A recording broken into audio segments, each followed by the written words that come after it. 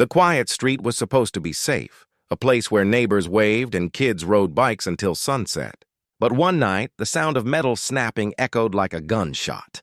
By morning, the homeowner's pride, a brand new mailbox, was a twisted wreck. Then it happened again, and again. Notes with no names appeared on the door.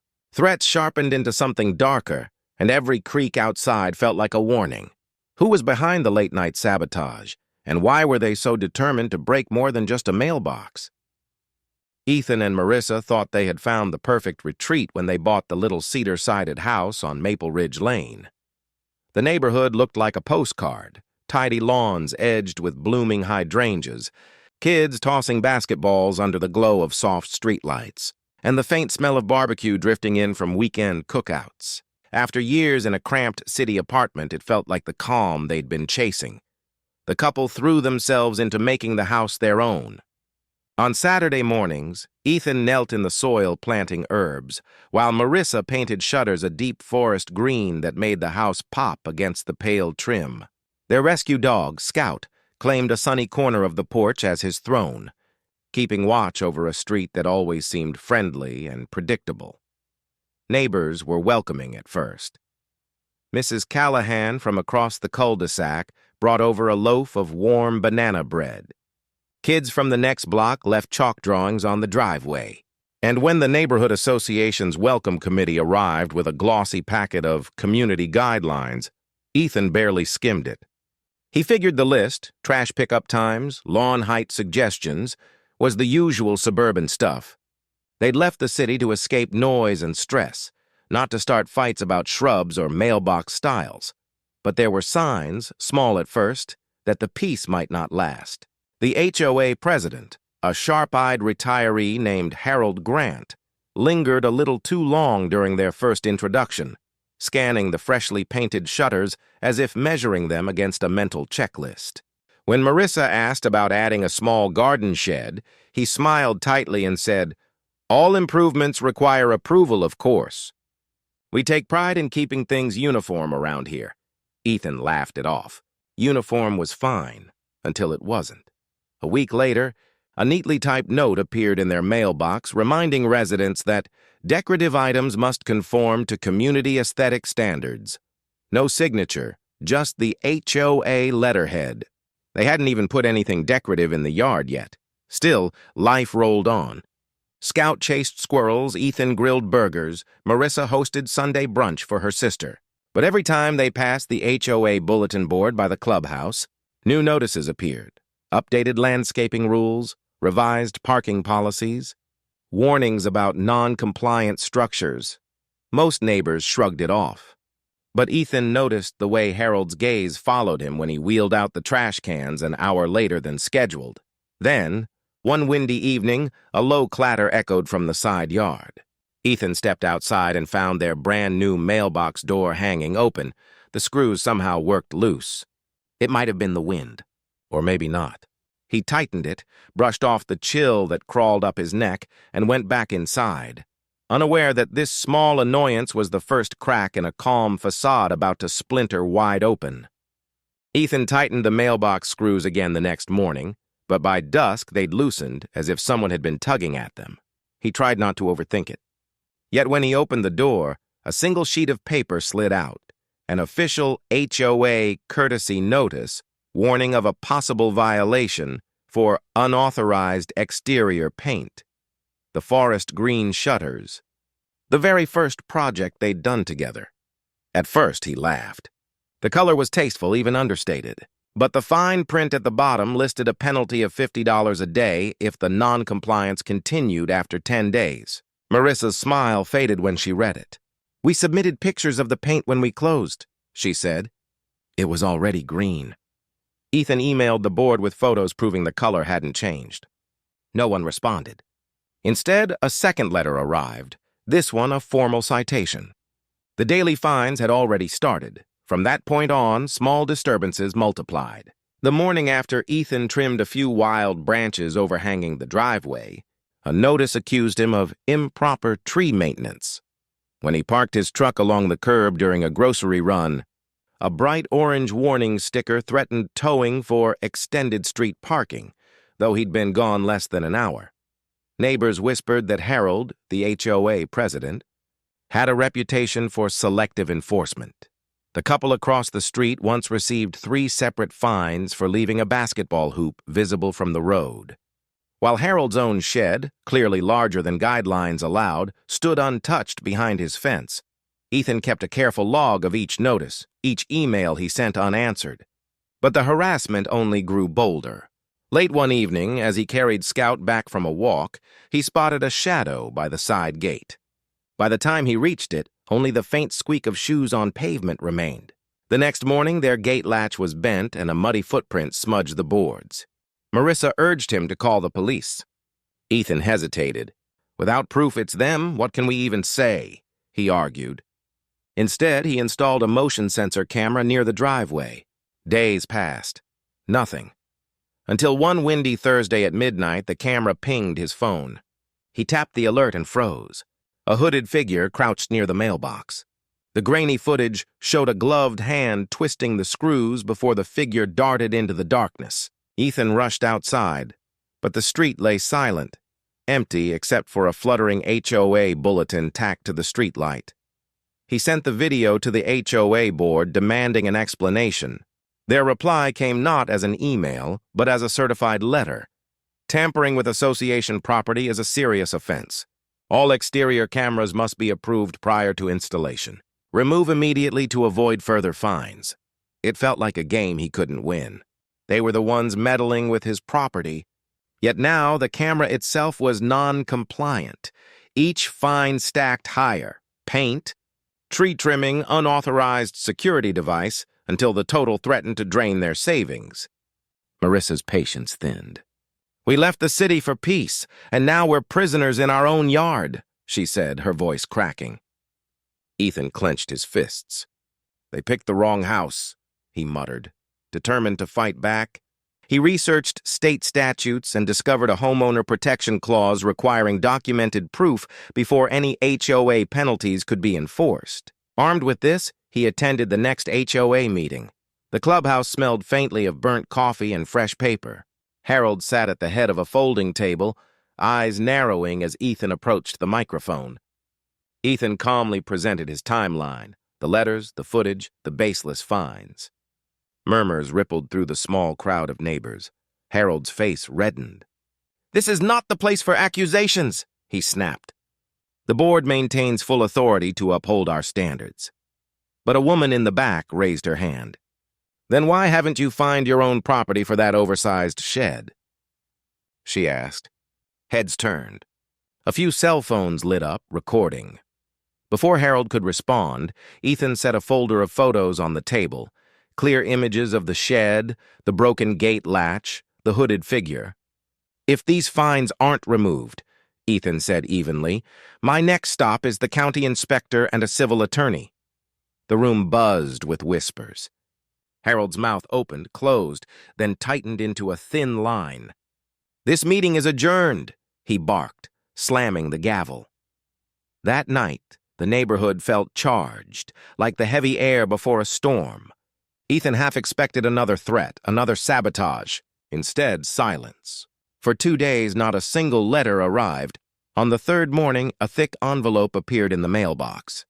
Inside, a final notice stating that all fines must be paid within 10 days, or a lien would be placed on the property. Marissa's hands trembled as she held the letter. "They're doubling down," she whispered. Ethan stared at the paper until the words blurred. They had the motion footage, the timeline, neighbor witnesses, yet the board acted untouchable. If they placed a lien the couple's credit, even the house itself could be at risk.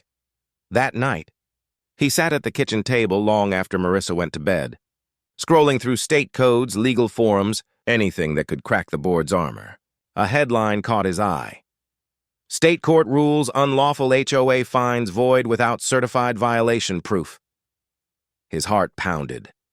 If he could push the issue into the public record, the board's entire case might collapse. The next morning, he called an attorney specializing in HOA disputes.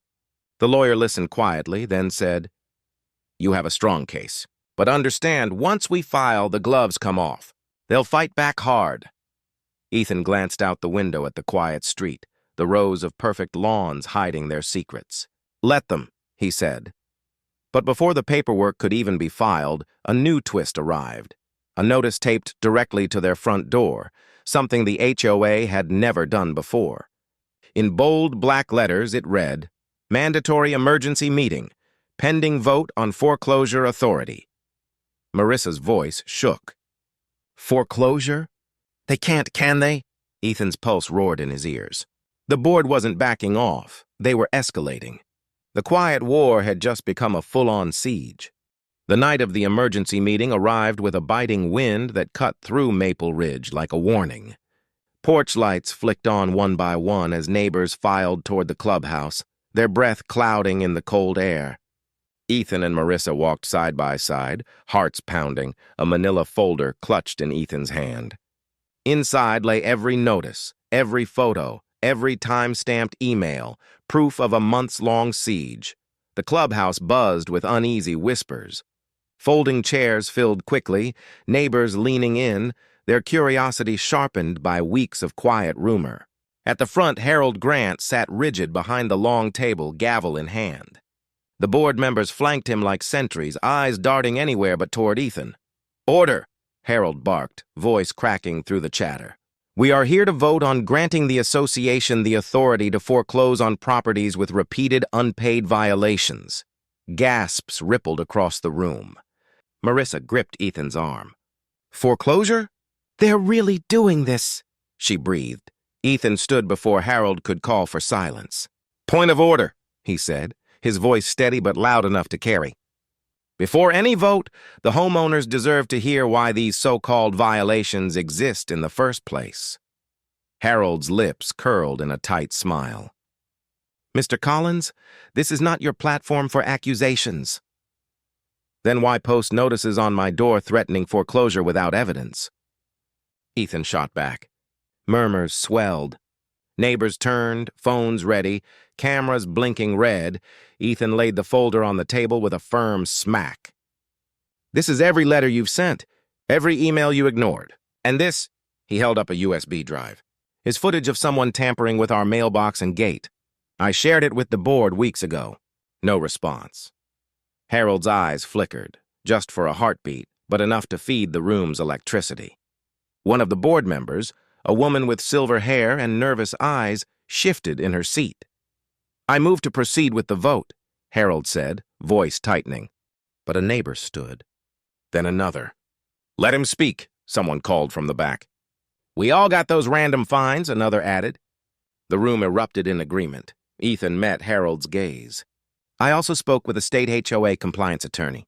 Under Section 720 of state law, your board cannot enforce fines without documented proof and certified notice. Every penalty you've issued against us is void. If you push foreclosure, we will sue, and we will win." The silver-haired board member cleared her throat. "Mr. Grant, perhaps we should review—" "Silence!"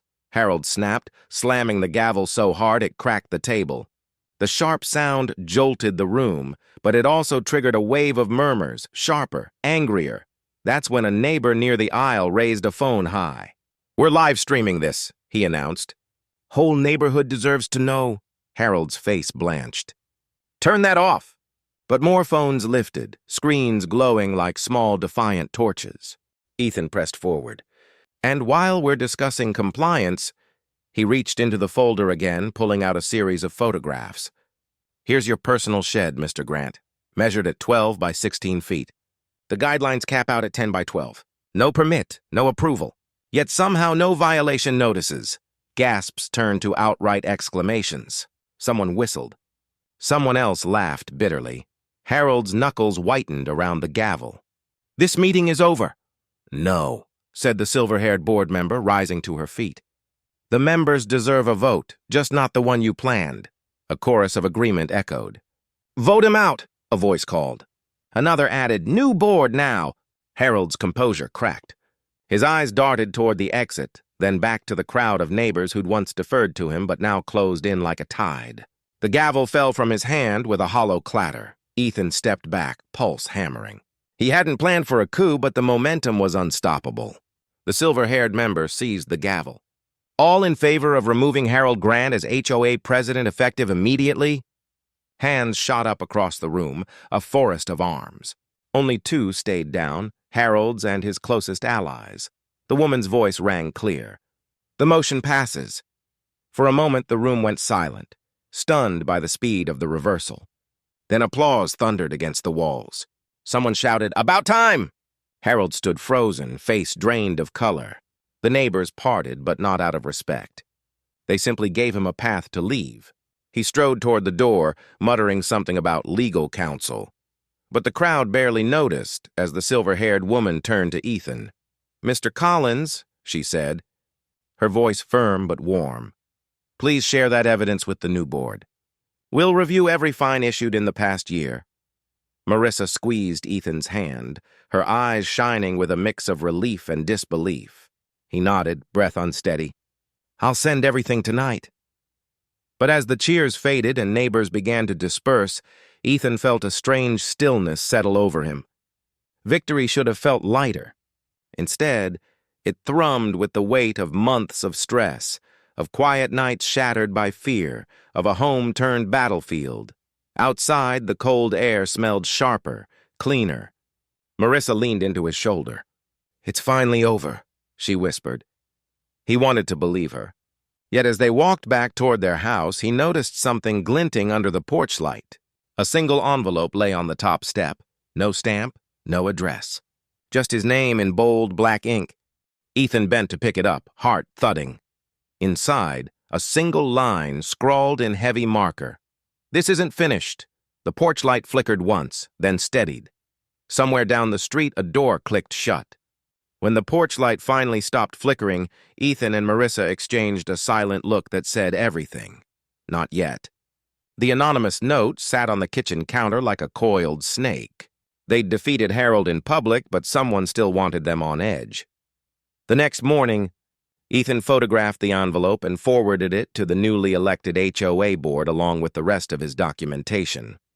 Within an hour, the new president, her name was Margaret, the silver-haired board member from the meeting, called. "I'm so sorry you found that," she said. "It's harassment, plain and simple. We'll review security footage from the clubhouse entrance and street cameras, and we'll contact the sheriff's office." For the first time in months, Ethan felt a flicker of real support. Margaret promised an internal audit of every fine and every decision Harold's board had pushed through. She also asked Ethan to remain available in case law enforcement needed a statement. That afternoon, 2 deputies arrived to collect the note and pull camera data from nearby intersections. Their calm professionalism was a relief. "If it's a neighbor, we'll find out," one said, tucking the envelope into an evidence bag. This sort of intimidation doesn't stay secret for long. Days stretched into a week. The neighborhood, once heavy with tension, seemed to breathe easier. Neighbors who had quietly endured Harold's rules now stopped by to thank Ethan and Marissa. One man admitted he'd been fined nearly $1,000 for a small vegetable garden, but never dared contest it. Another family revealed Harold had threatened to review their deed after they built a swing set. The stories poured out like water from a cracked dam. Each one added weight to the realization that Harold's tyranny had touched almost everyone. And yet, no one had spoken up until Ethan forced the confrontation. Marissa listened with a mix of pride and sadness. "All that time we thought we were alone," she said one evening as they walked scout past tidy lawns that no longer looked so picture-perfect. "Everyone was just afraid." A week later, Margaret called again, this time with news.